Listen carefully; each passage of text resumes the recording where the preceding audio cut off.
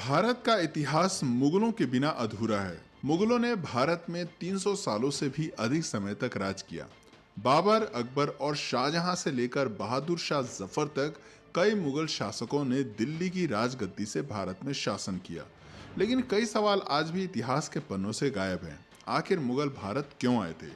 मुगलों ने भारत में अपना साम्राज्य कैसे स्थापित किया? राजपूतों और मराठाओं के रहते कैसे विदेशी ताकतों ने भारत में इतने लंबे समय तक राज किया? आखिर क्या है मुगलों के इतिहास की असली कहानी? आइए इसके बारे में थोड़ा डिटेल में समझते हैं। दोस्तों, अगर बाबर हिंदुस्तान न आता तो भारत में मुगल साम्राज्य की स्थापना नहीं होती। भारत में कभी लाल किला, ताजमहल जैसी भव्य इमारतें न देखने को मिलती। बाबर का असली नाम जहीरुद्दीन मोहम्मद था। उसका जन्म 14 फरवरी 1483 को फरजाना में हुआ था। फरजाना आज के समय में उज्बेकिस्तान के अंतर्गत आता है। बाबर को तैमूर और चंगेज खान का वंशज भी माना जाता है। केवल 12 वर्ष की उम्र में ही बाबर ने फरजाना की राजगद्दी संभालनी शुरू कर दी थी। ये बात बाबर के कुछ रिश्तेदारों और अंकल को रास नहीं आई और उन्होंने बाबर को हटाने के लिए षड्यंत्र बनाने शुरू कर दिए। बाबर को फरजाना और समरकंद से बेदखल कर दिया गया। कई सालों बाद साल 1504 में बाबर ने अफगान की राजधानी काबुल को जीत लिया और अपनी सत्ता स्थापित की। लेकिन बाबर सिर्फ काबुल से संतुष्ट होने वाला नहीं था, वो अपने साम्राज्य का विस्तार करना चाहता था। बाबर जानता था कि यदि उसे साम्राज्य का विस्तार करना है तो इसके लिए धन दौलत की भी जरूरत होगी, और उस समय भारत से ज्यादा धन शायद ही किसी और के पास था। दुनिया भर में उस समय भारत को दुनिया में सोने की चिड़िया कहा जाता था। 1525 में बाबर ने भारत में एंट्री करने की योजना पर काम करना शुरू किया। भारत को गुलाम बनाने और यहाँ राज करने के उद्देश्य से उसने भारत का रुख किया। उस समय हिंदुस्तान में लोधी वंश का राजा इब्राहिम लोधी का शासन चल रहा था।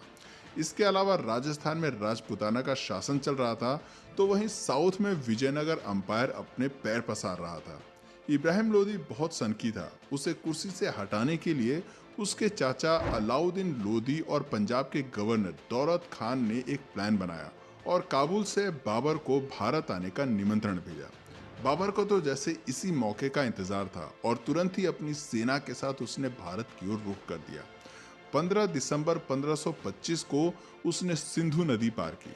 बाबर के पास सिर्फ 12,000 की सैनिकों की टुकड़ी थी। सिंधु नदी को पार करते ही बाबर ने पंजाब प्रांत को जीतना शुरू कर दिया। बाबर के पास दमदार आर्मी के साथ ही तोपखाने और बारूद यानी कि गन पाउडर भी था। बैटल ऑफ पानीपत भारत की धरती पर लड़ा गया पहला युद्ध था जिसमें गन पाउडर का इस्तेमाल किया गया था। बाबर एक कुशल आर्मी कमांडर भी था। उसे युद्ध का बहुत अच्छा खासा तजुर्बा था, साथ ही उसकी स्ट्रेटजी भी कमाल की थी। वहीं दूसरी ओर इब्राहिम लोदी के पास 1 लाख सैनिकों की विशाल आर्मी थी, जिसमें पैदल सैनिक, हाथी, घोड़े, बैलगाड़ियां सब कुछ थी।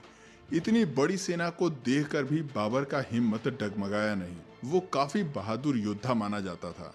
काबुल सहित पूरे अफगानिस्तान और उज्बेकिस्तान में आज भी बाबर को एक महान योद्धा के रूप में जाना जाता है। कई जगह उसके पुतले भी लगे हैं। वहां के लोगों को बताया जाता है कि बहुत कम सेना के साथ बाबर ने भारत पर फतह हासिल की थी। पानीपत दिल्ली से करीब 60 किलोमीटर की दूरी पर स्थित है और वर्तमान समय में हरियाणा का एक जिला है। बाबर ने इब्राहिम लोदी को युद्ध के लिए ललकारना शुरू किया। अपनी रणनीति वो पहले ही बना चुका था। उसने दुश्मन के इलाके में एक खाई खुदवाई जिससे कि लोदी की सेना ज्यादा फैलाव न कर पाए और बाबर की सेना को आसान टारगेट मिल सके। बाबर की सेना के कुछ लोगों ने कहा कि हमें वापस लौट जाना चाहिए, लेकिन बाबर ने वापस जाने से साफ इनकार कर दिया। उसने कहा कि हम इतनी दूर आए हैं तो अब दिल्ली जीते बिना वापस नहीं लौटेंगे। बाबर अपनी सेना की प्लानिंग भी बहुत अच्छी तरीके से करता था। सबसे आगे स्काउट्स खड़े होते थे जो दुश्मन सेना की खबर बाबर तक पहुंचाते थे। उसके पीछे बैलगाड़ियां लाइन से खड़ी कर देता था। सभी बैलगाड़ी को चमड़े की बेल्ट से बांध दिया जाता था और उनमें थोड़ा थोड़ा गैप छोड़ दिया जाता था। उन गैप्स में सैनिक तीर कमान लेकर खड़े होते थे और बीच में थोड़ी थोड़ी दूरी पर ही तोपखाने भी तैनात कर दिए जाते थे। सैनिकों के पास जो तीर कमान होते थे वो भी कोई साधारण नहीं थे। उनकी डोरी खींचने में ही काफी ताकत लगती थी। एक तीर 600 मीटर की दूरी तक जा सकता था, जो करीब 7 फुटबॉल के स्टेडियम के बराबर है।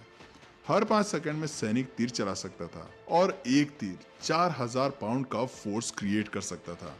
बाबर के पास एक वेल ऑर्गेनाइज्ड आर्मी थी। दूसरी ओर लोदी की सेना ने भी मैदान में डेरा डाल दिया, जिसमें 1 लाख से अधिक सैनिक थे। लेकिन इतिहासकारों ने लोदी की सेना को सेना न कहकर बल्कि मेले का नाम दे दिया। बाबर और लोदी दोनों ही सामने वाली सेना के पहले आक्रमण करने का इंतजार कर रहे थे। बाबर जानता था कि उसने पहले अटैक किया तो उसके जीतने की संभावना कम हो जाएगी। 19 अप्रैल 1526 की रात को वो अपनी सेना की एक छोटी सी टुकड़ी को लोदी के कैंप में भेजता है। जैसे ही कुछ सैनिक लोदी के कैंप के पास पहुंचे, लोदी की सेना ने उन पर हमला कर दिया। बाबर के सैनिक वापस लौट आए और कुछ सैनिकों की मौत भी हो गई। इससे लोदी खुश हो गया और सोचने लगा कि बाबर की सेना को हराना काफी आसान है। लेकिन असल में बाबर ने तो मछली पकड़ने के लिए सिर्फ दाना फेंका था। 21 अप्रैल 1526 की सुबह लोदी की सेना ने बाबर की सेना पर अटैक कर दिया। लोदी की सेना बाबर के सैनिकों द्वारा बनाए गए ट्रेंच में गिर गई। वहां से बाहर निकलने में उन्हें जितना समय लगा, इतनी देर में बाबर ने तोप चलाने का आदेश दे दिया। लोदी ने सेना में सबसे आगे 300 हाथी तैनात किए थे। उसे लग रहा था कि हाथी जल्दी ही सामने वाली सेना को पछाड़ देंगे, लेकिन होता इसके बिल्कुल विपरीत है। तोपखानों की आवाज से हाथियों ने अपना संतुलन खो दिया और अपनी ही सेना को नुकसान पहुंचाना शुरू कर दिया। अपनी ही सेना के कई सैनिकों को हाथियों ने कुचल कर मार दिया। साथ ही तोपखाने से भी उनकी सेना को नुकसान पहुंच रहा था। थोड़ी ही देर में बाबर की पूरी सेना लोदी पर हावी होती नजर आई। कई घंटों तक युद्ध जारी रहा। शाम होते ही लोदी मारा गया और उसका कटा हुआ सिर बाबर के सामने पेश कर दिया गया। इस युद्ध के बाद बाबर को अच्छी खासी धन दौलत मिली। इतिहासकारों का कहना है कि बाबर ने जीता हुआ सारा धन जनता में बंटवा दिया था और इसके बाद जनता ने खुश होकर कलंदर नाम की उपाधि उसे दे दी। सन 1526 में 43 साल की उम्र में बाबर ने दिल्ली में मुगल सल्तनत की स्थापना की। लोदी को हराने के बाद राजपूतों ने उसका विरोध किया। पानीपत के युद्ध के बाद बाबर ने 3 बड़ी लड़ाइयां लड़ी, battle of Khanwa, battle of Chanderi और बैटल ऑफ खागरा। उसने इन सभी लड़ाइयों में जीत हासिल की, लेकिन 26 दिसंबर 1530 को उसकी मृत्यु हो गई। मृत्यु के बाद बाबर को पहले तो आगरा में दफनाया गया, लेकिन उसकी अंतिम इच्छा के मुताबिक बाद में उसे काबुल में दफना दिया गया, जहां बागे बाबर नाम से उसका मकबरा आज भी बना हुआ है। बाबर के बाद हुमायूं को दिल्ली का बादशाह बनाया गया। हुमायूं के 3 और भाई भी थे और उन्हें भी अलग अलग राज्य सौंप दिए गए थे। हुमायूं काफी शांत स्वभाव का बादशाह माना जाता था और कोई भी फैसला हमेशा सोच विचार करने के बाद ही लिया करता था। लेकिन वहीं हुमायूं के भाइयों का दिमाग हर वक्त षड्यंत्र में लगा रहता था। तीनों भाई मिलकर ये योजना बनाते थे कि कैसे हुमायूं से दिल्ली का तख्त हासिल किया जाए, और कई बार भाइयों के बीच में जंग भी हुई। हुमायूं पर कई बार जानलेवा हमले भी हुए। सन 1539 में चौसा में हुमायूं की भीषण लड़ाई हुई और 1540 में बिलग्राम में भी हुमायूं को युद्ध करना पड़ा। इस युद्ध में हुमायूं की हार हुई और शेरशाह जीत गया, और युद्ध में हार के कारण हुमायूं को अपनी जान बचाकर भारत से भागना पड़ा। कुछ समय तक वो सिंध में भेष बदल कर रहा। हुमायूं ने हमीदा बानो से शादी की और मोहम्मद जलालुद्दीन अकबर को जन्म दिया। करीब 15 साल तक भारत से बाहर रहते हुए हुमायूं ने अपनी एक विशाल सेना तैयार कर ली थी। साल 1555 में हुमायूं को फिर से दिल्ली फतेह करने में कामयाबी मिल गई, लेकिन इसी वर्ष लाइब्रेरी में सीढ़ियां चढ़ते वक्त उसका पैर फिसल गया और उसकी मौत हो गई। हुमायूं की मौत के बाद मुगल साम्राज्य लड़खड़ा गया और राजा हेमू ने दिल्ली पर आक्रमण कर दिया। उस समय अकबर की उम्र केवल 12 साल की थी और वो राजा हेमू की सेना के आगे कुछ नहीं कर पाया। लेकिन मुगलों के पास एक वफादार सेनापति था जिसका नाम बैरम खान था। बैरम खान ने एक सेना तैयार की, अकबर को युद्ध कौशल की जानकारी दी और 1556 में पानीपत की दूसरी लड़ाई में राजा हेमू को हरा दिया। 13 साल की उम्र में अकबर दिल्ली के तख्त पर विराजमान हो गया। अकबर एक धर्मनिरपेक्ष राजा माना जाता था। उसने राजा बनते ही लोगों का दिल जीतना शुरू कर दिया। 1568 में उसने चित्तौड़ को जीता, लेकिन इसके लिए अकबर को कड़ी मेहनत करनी पड़ी। दिल्ली जीतने के बाद अकबर किसी भी तरह से राजस्थान को जीतना चाहता था, क्योंकि राजस्थान के राजपूत काफी बहादुर माने जाते थे और अकबर जानता था कि यदि राजस्थान को जीत लिया तो पूरे हिंदुस्तान को जीतना फिर ज्यादा मुश्किल नहीं होगा। राजस्थान के कारीगरों को हथियार बनाने में महारत हासिल थी। वहीं अकबर की सेना दमशिक स्टील के बने हथियार इस्तेमाल किया करती थी, जो खास तौर पर जंग में दुश्मन का सीना छलनी करने के लिए ही बनाए जाते थे। अकबर अपने हाथियों को भी जीरा बख्तर नाम के लोहे का कवच पहनाया करता था। उसे हाथियों का बहुत शौक था। किसी को मौत की सजा देनी होती थी तो उसे हाथी के पैर के नीचे कुचलवा देता था। चित्तौड़ राजस्थान का सबसे मजबूत साम्राज्य था। चित्तौड़ का किला एक अभेद किला माना जाता था। वहां तक पहुंचने के लिए अकबर ने एक प्लान बनाया। उसने एक सुरंग खोदी जिसके जरिए उसके सैनिक किले तक पहुंच गए। चित्तौड़ का किला एक पहाड़ी पर था, वहां तक सीधे नहीं पहुंचा जा सकता था। दूर से ही चित्तौड़ के सैनिक दुश्मन को देख लेते थे और ऊपर से तीरों की बौछार कर देते थे। लेकिन अकबर के सिर पर जीत का भूत सवार था और लगातार प्रयासों के बाद 25 फरवरी 1568 के दिन उसने चित्तौड़ का दुर्ग जीत लिया। इस जीत के बाद उसका साम्राज्य 25 लाख वर्ग किलोमीटर एरिया में फैल गया था। उसकी सेना ने मैच लॉक बंदूकों का इस्तेमाल करना भी शुरू कर दिया, जो दूर से ही दुश्मन की सेना में आतंक मचाने के लिए जाना जाता था। अकबर की कई बंदूकें आज भी म्यूजियम्स की शान बढ़ा रही हैं। अकबर को आर्किटेक्चर का भी काफी शौक था। उसने दिल्ली से 250 किलोमीटर दूर और आगरा से करीब 40 किलोमीटर दूर फतेहपुर सिकड़ी नाम का एक शहर बनवाया। इस शहर में कई बाग और महल उसने बनवाए। वो अपनी राजधानी यहाँ पर शिफ्ट करना चाहता था।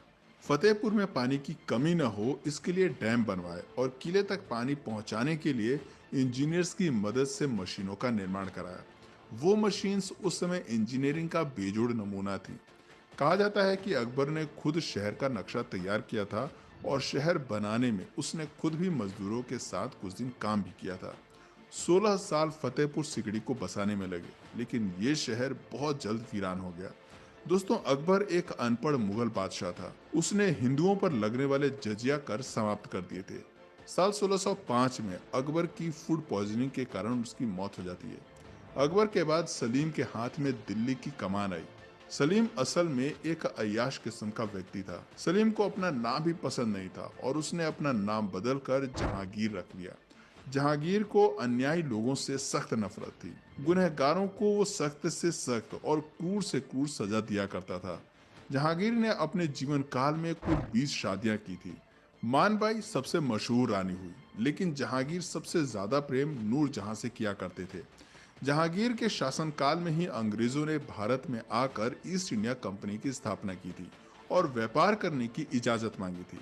20 बीवियों से जहांगीर की कई संतानें हुई, लेकिन उसका केवल एक पुत्र ही जीवित रहा, जिसका नाम खुर्रम खान उर्फ शाहजहां रखा गया। सन 1627 में जहांगीर की मौत के बाद शाहजहां दिल्ली का बादशाह बना। शाहजहां के शासनकाल में दिल्ली सहित पूरे हिंदुस्तान ने तेजी से तरक्की की। दुनिया का 1/4 सामान का प्रोडक्शन केवल भारत में ही हो रहा था। आर्थिक तौर पर दिल्ली मजबूत होता गया। आर्ट और आर्किटेक्चर को भी उस दौर में काफी बढ़ावा मिला।